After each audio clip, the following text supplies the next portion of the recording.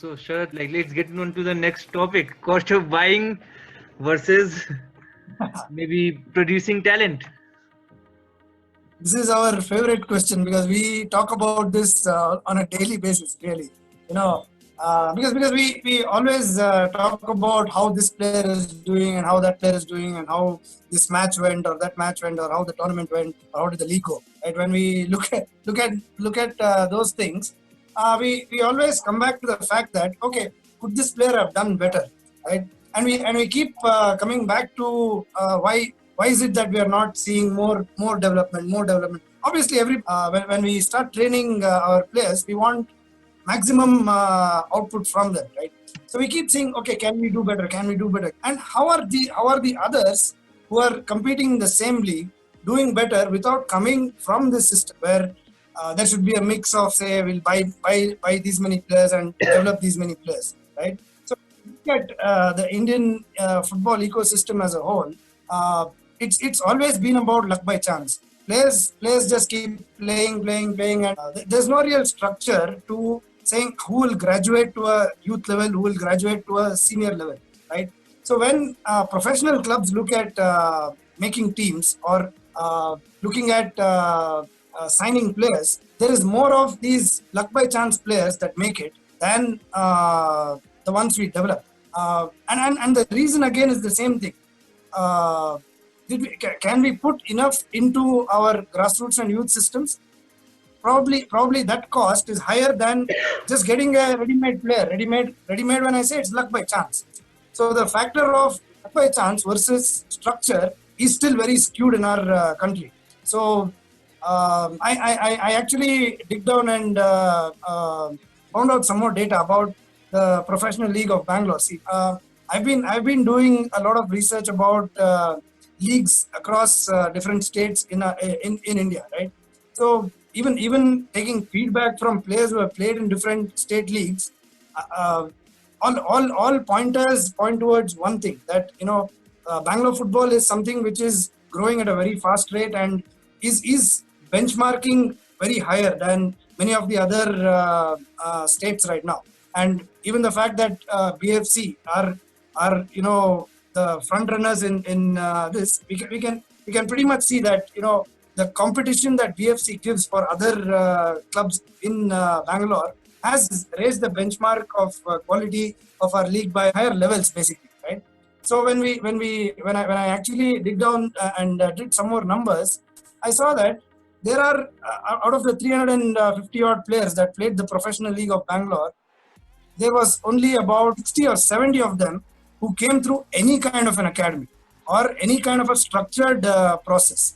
So that's one of the things that we also want to solve now, and we are constantly in that process of seeing what is the cost of development, what is the cost of buying, right?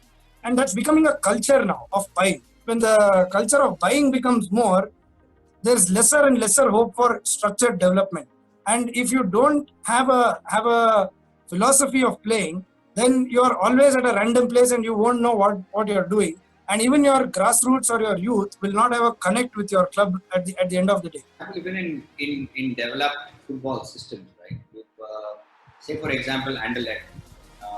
Anderlecht used to be a competitive football club who used to be looking at position in the league. And their first curve when Anderlecht went in Belgium was that the first curve was that they started investing as a club into infra and also into being a competitive club, but very soon realized where they stand in terms of financial situations and everything in the whole European system. Okay, and now if you see, they have become a top level feeder club, which is termed as a feeder club. But it's also because now when the cost of a player is 50 million, then the kickback from even a sale of a player to a big club is sufficient enough to invest into processes of development, right? So, but since the money that has been exchanged is so large, that's when we can even think of academies being developing players to sell players or have a system in which we can develop and have players move out of them and in a structure, right? So, but at the same, if you look at where we are, if you see a lot of clubs because I know for a fact when Chennai FC signed a few players from the Northeast, I met a few players who had been bought in. they're being bought for very, very, very menial amounts.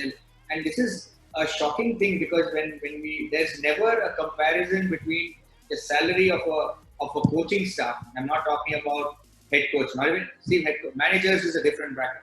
So say the coaching staff, the medical staff, and all of that. Then if their salaries are actually more than the players, there is definitely a question mark there saying, well, how do we handle this? That is not even comparable when you are in other countries.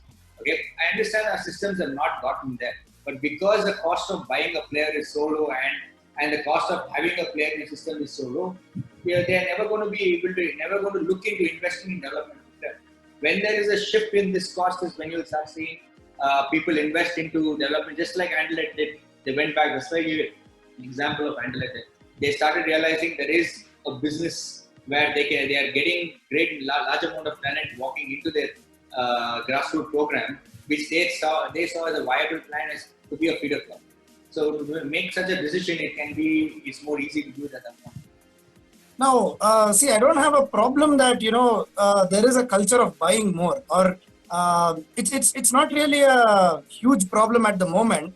But what is the bigger problem is the now let's say directives from AIFF or the thought process, or I've had the fortune of speaking to a lot of these top coaches or educators or administrators from the AIFF, and when I look at what they're trying to do, that's where the problem lies, because their whole thought process is about we have to play more matches, and you will get development. Like it's more of a copied system from say Europe or somewhere where in a small town there will be 3,000 or 4,000 clubs. No matter, you can play a league probably every day of the year, and that's one of the things of playing more football, getting more match experience, being street smart. All that is fine, but again, what they fail to understand is once they graduate from here, there is really high level of structure, and there is a lot of discipline that goes into the next level, right? So the problem solving process which we are looking at in India is probably the problem. Meaning the whole shift is towards let's play more matches, it will happen. So that's one of the problems that I'm seeing in the recent past.